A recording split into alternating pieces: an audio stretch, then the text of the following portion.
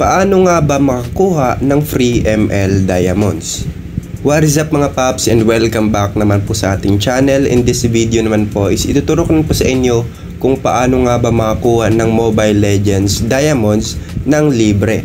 So wala po tayong ilalabas ni kahit piso dito mga paps. Ang kailangan mo lang gawin is mag-ipon ng points. So as you can see, meron na pong naipon na points dito na 297,317 points.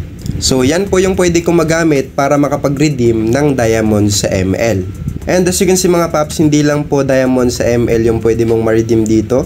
Meron din pong Free Fire diamonds. Meron din pong UC for PUBG Mobile. Merong Genshin Impact, Super SUS, then Honor of Kings. So marami pang iba. Meron din po ditong coins para sa 8-ball pool.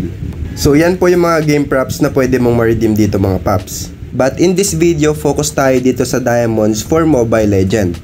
So as you can see, yung minimum diamonds na pwede mong ma-redeem dito mga paps is itong 5 diamonds. And yung maximum naman po is itong 5,035 diamonds. Ngayon, since meron akong 297,317 points na naipon dito mga paps, yung maximum diamonds po na pwede kong ma-redeem dito is itong 303 diamonds. Yung 303 diamonds na yun mga paps is equivalent po siya sa 283,200 points. So pasok siya sa aking balance. Ngayon kung gusto mong makuha yan, click mo lang tong redeem.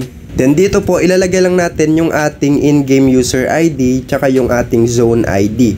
And may kita po yan sa ating profile mga paps, yung magkatabing number po. So ngayon para maipakita sa inyo na talagang legit yung application na to mga paps is itatry ko siya sa akin. Ngayon, check ko muna yung aking user ID tsaka yung aking zone ID.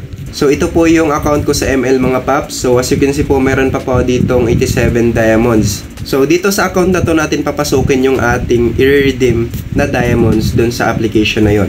So, click natin tong profile natin. So, bali dito makikita yung ating zone ID tsaka yung ating user ID. So, magkadikit lang yan mga paps. Then after po natin malagay yung ating user ID tsaka yung ating zone ID, click lang natin tong redeem mga paps. So as you can see po, nabawasan na yung ating points sa taas.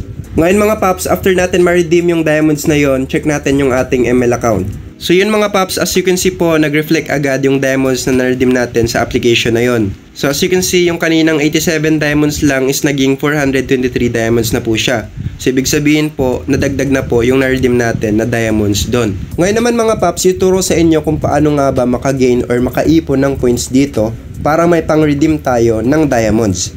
So dito nga po mga paps is kailangan mo lang maglaro ng games. So ito po yung mga online games na pwede mong laruin dito. Pwedeng Fruit Killer, Black Puzzle, Guardian, Save the Pets, and marami pang iba. So yan po yung mga games na pwede mong laruin dito ng libre. And sa paglalaro mo nga po ng games dito mga paps is makakaipon ka ng points. Katabi naman ng online games itong featured. So nandito naman po yung challenges. So once na nilaro mo tong games na to mga paps no, is makaka-receive ka ng 65 maximum points. So ganun lang po siya. And for your information mga paps, yung video po na to is hindi po promotion or collaboration video. I just want to share this mga paps dahil alam kong legit po yung application na to. In fact, marami na pong gumagamit ng apps na to mga paps. And as you can see nga po, meron na po siyang 10 million downloads. So 10 million users na po yung gumagamit ng app na to. And wala po kayong dapat ikabahala dito mga paps dahil ako po mismo proven and tested ko na po yung application na to.